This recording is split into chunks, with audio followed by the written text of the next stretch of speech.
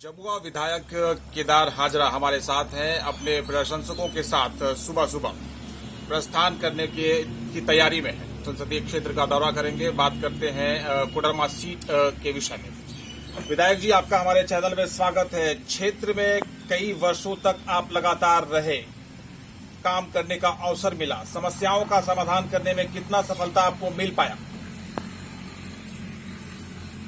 हमारे क्षेत्र कोडरमा लोकसभा में जो भी मूलभूत समस्याएं थे, हमारे सांसद महोदया के प्रयास से हम लोगों ने हल करने का प्रयास किया है। वर्षों से एक डिमांड था रांची गिरिडीह रांची इंटरसिटी, जिसको माननीय अन्नपूर्णा जी ने उसकी स्वीकृति दिलाई और आज वो आसनसोल से हटिया रांची होकर के ट्रेन जा रही है।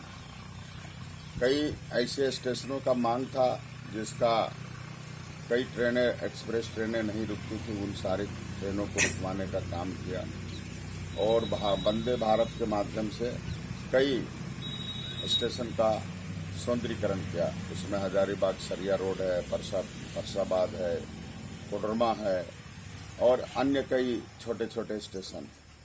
आरओबी जो सरिया में इस क्षेत्र के लिए एक समस्या था, उस आरओबी को माननीय प्रधानमंत्री जी ने शिलान्यास करके लोगों की जो अपेक्षाएं थे उसे पूरा करने का काम किया। विपक्षी तो बार बार तंज कसते हैं, बार बार निशाना साधते हैं कि सांसद महोदया जो है वो क्षेत्र में नजर ही नहीं आती।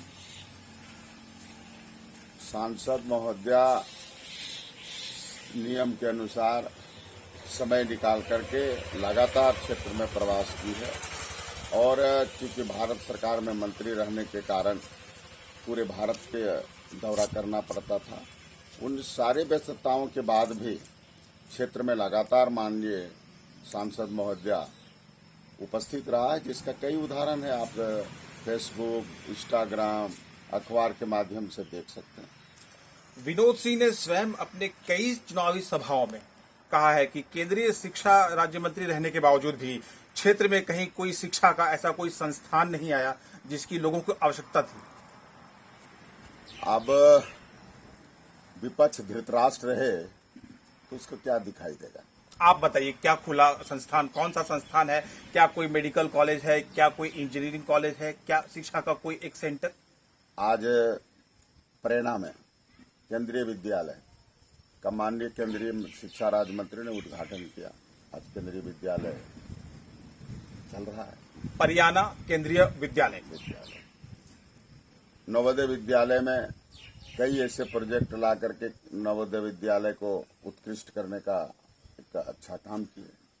अभी 100 बेड का गिरिडीह में क्रिटिकल केयर का हॉस्पिटल का शिलान्यास माननीय प्रधानमंत्री ने किया, जिसका काम चल रहा है। सड़कें, बिजली क्षेत्र की जो है वो चरमराई हुई स्थिति में लगातार रही है। इसके लिए आप क्या कहना चाहेंगे? मेरे क्षेत्र में लगभग 18 से 20 घंटा बिजली मिलती है और कई पावर सब स्टेशन है, कई पावर सब ग्रिड है जो हमारे सरकार ने बनाया है।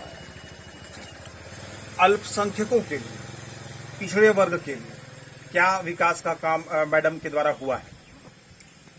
देखिए, व्यक्ति विशेष कोई काम नहीं करता है, हमारी सरकार काम कर रही है।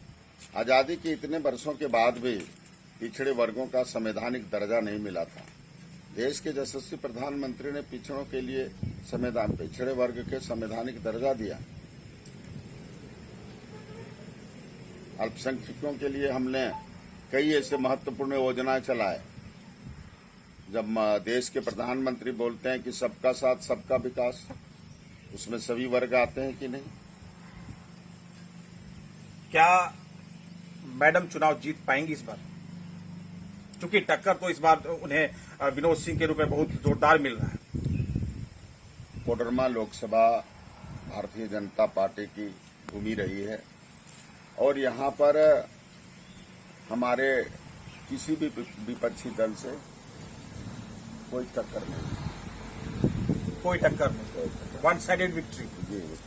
400 पार अब की बार 400 पार का जो नारा है, क्या ये सही हो पाएगा?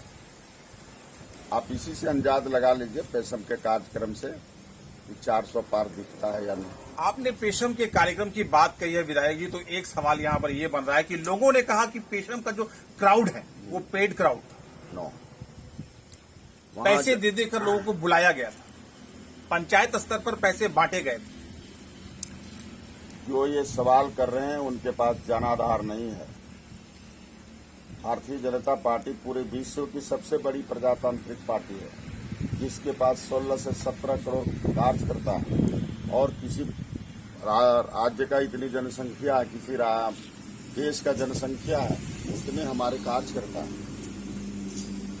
चैनल के माध्यम से विधायक जी संसदीय क्षेत्र की जनता से कुछ आप आह्वान करना चाहेंगे, कुछ अपील करना चाहेंगे, आग्रह करना चाहेंगे, या फिर जीत के प्रति आश्वस्त?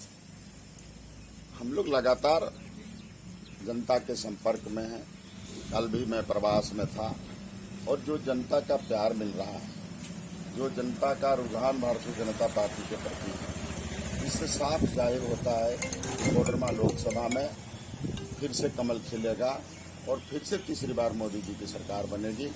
कहीं इंडिया गठबंधन हम लोगों के टक्कर में नहीं है। बात करने के लिए आपका बहुत बहुत धन्यवाद। हमारे साथ विधायक केदार हाजरा जुड़े थे, जो कि आश्वस्त हैं अन्नपूर्णा देवी की जीत के प्रति भी और देश में पुनः नरेंद्र मोदी के नेतृत्व में भाजपा के सरकार के गठन को लेकर भी। आने वाला दिन 20 मई मतदान और 4 जून मतगणना तय हो जाएगा। विधायक जी की बातें सही है या फिर कहीं कुछ कसर रह गया।